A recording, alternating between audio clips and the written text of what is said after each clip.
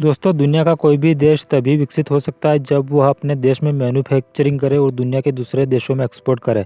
America इस बात को 100 साल पहले समझ गया था। उसने मैन्युफैक्चरिंग मॉडल को अपनाया और दुनिया की नंबर 1 इकोनॉमी बन गया।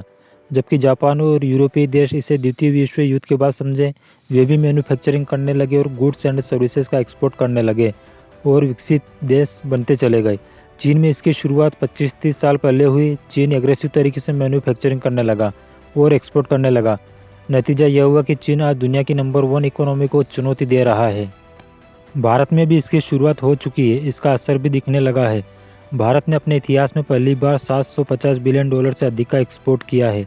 यह फिगर अप्रैल 2022 से मार्च 2023 का है, जबकि पिछले साल यह फिगर $605 बिलियन था। यानी पिछले साल की तुलना में इस साल सीधे सीधे $150 बिलियन का ज़्यादा एक्सपोर्ट किया गया है।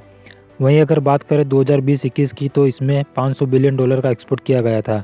यानी 3 सालों में भारत का एक्सपोर्ट $250 बिलियन बढ़ा है। भारत का एक्सपोर्ट हर साल लगभग $100 बिलियन बढ़ता जा रहा है। वहीं अगर बात आयात की जाए तो यह करीब करीब $700 बिलियन रहने का अनुमान है। और अगर एक साल पहले यानी 2021-22 के दौरान यह $613 बिलियन रहा था। भारत का आयात और निर्यात दोनों बढ़ रहे हैं, लेकिन निर्यात आयात की तुलना में तेज़ी से ग्रोथ कर रहा है और आयात बढ़ने का मुख्य कारण है क्रूड ऑयल और कोयला। भारत के इस साल का क्रूड ऑयल का बिल $200 बिलियन है।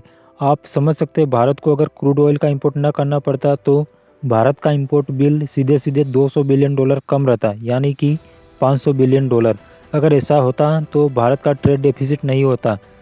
सीधे सीधे शब्दों में ट्रेड डेफिसिट का मतलब निर्यात की तुलना में आयात का अधिक होना। क्रूड ऑयल और कोयले का आयात न करना पड़े, इसके लिए भारत इलेक्ट्रिक व्हीकल और ग्रीन एनर्जी पर विशेष ध्यान दे रहा है। क्योंकि देश के अंदर अगर इलेक्ट्रिक व्हीकल की संख्या 50% भी हो जाती है तो भारत को क्रूड ऑयल का इंपोर्ट 50% कम करना पड़ेगा, जिससे देश के कई बिलियन डॉलर बच सकते हैं। भारत का एक्सपोर्ट अभी तो केवल $750 बिलियन तक पहुंचा है। आने वाले 2-3 सालों में भारत का एक्सपोर्ट $1000 बिलियन को भी क्रॉस कर जाएगा। भारत सरकार द्वारा उठाए गए कदम जैसे 1 डिस्ट्रिक्ट 1 प्रोडक्ट, PM गतिमान योजना, इंफ्रास्ट्रक्चर को डेवलप करना इत्यादि से एक्सपोर्ट को बूस्ट मिल रहा है और भारत अपने ही एक्सपोर्ट के रिकॉर्ड को हर साल तोड़ता जा रहा है। एक्सपोर्ट को बढ़ाने के लिए सरकार द्वारा लिए गए स्टेप जैसे make in India, PLI scheme major role play कर रहे हैं। PLI स्कीम की वजह से ही आज दुनिया की टेक कंपनी जैसे एप्पल अपने मैन्युफैक्चरिंग प्लांट को चाइना से इंडिया में शिफ्ट कर रही है।